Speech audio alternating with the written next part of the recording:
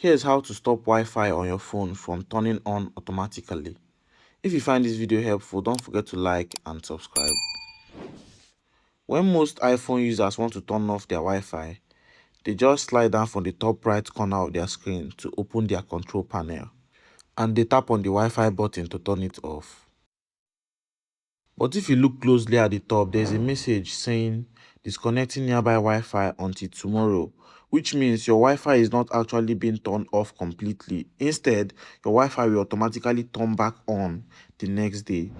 To permanently disable Wi-Fi, open the Settings app, then tap on Wi-Fi settings. If you're currently connected to a Wi-Fi network, tap on the small eye icon next to the network.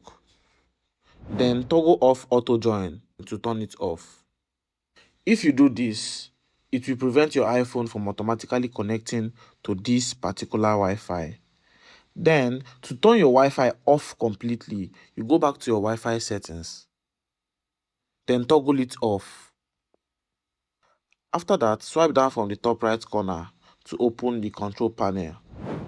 You now see that the Wi-Fi icon is now in gray color and with a strike through showing that it is completely turned off. And it will stay like this until you turn it on manually.